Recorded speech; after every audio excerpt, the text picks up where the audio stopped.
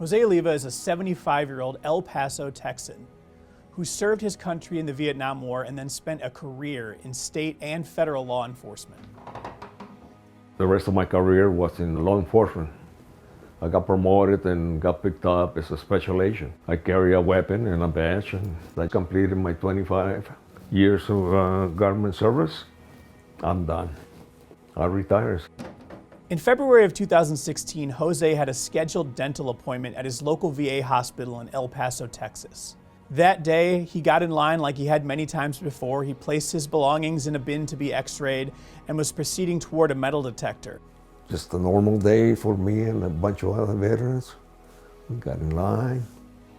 I emptied my pockets of my personal belongings. When one of the VA police officers asked him where his ID was, Jose explained that it was in the bin. One of those guards, he said, "Show me your ID." And I responded to him, "My ID is in the bin." He didn't like that answer. He asked me again, "Show me your ID." And my response to him was, "It's in the bin," with my left index finger pointing to the bin. Well, that did it. He was reaching to the back of his duty belt. He went to his handcuff pouch and he pulled them out. I just had the worst feeling in my throat that something bad was about to happen. The VA police officer then came around the security checkpoint and pointed for Jose to go through the metal detector. As soon as I crossed the metal detector, the big guy pulled my arm as high as he could, and I heard a pop on my shoulder. Then he pulled my arm from the top to the back of the small of my back, and I heard another pop from the left shoulder, and they blew my eardrum. Semi picked me up and put the handcuffs on me, dragged me to an office. The whole shoulder area, including the rotator cuff, was shot. Within a week, I was under the operating table. They cut about a 2-inch incision from about here to almost the top of the bone joint. If your constitutional rights are violated by a federal worker, the only avenue for accountability is through a doctrine called Bivens. Bivens against 6 unknown agents.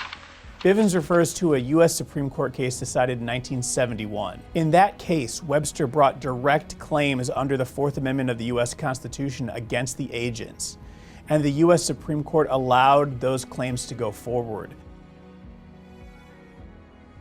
The Fifth Circuit created a very strange situation in this case because one of the reasons that they said Jose couldn't bring claims under Bivens is that what happened to him is actually worse than what happened to Webster Bivens. The court said because Jose was choke-slammed to the floor in a VA hospital instead of just being handcuffed in front of his family in his apartment, that this is a new case and therefore Jose can't bring claims against these federal police. IJ is standing with Jose Oliva in this case to ensure that regardless of where, when, or who violates your Fourth Amendment rights, you can go to court and do something about it. Jose's case is the most recent case in IJ's Project on Immunity and Accountability, which is aimed at getting rid of all the special protections that shield government officials, state, local, and federal, from accountability when they violate individual rights. What they did to me was wrong, violated my constitutional rights. I am fighting not only on my personal behalf, but on behalf of every single veteran, especially my brothers and sisters who served with me in the jungles of Vietnam.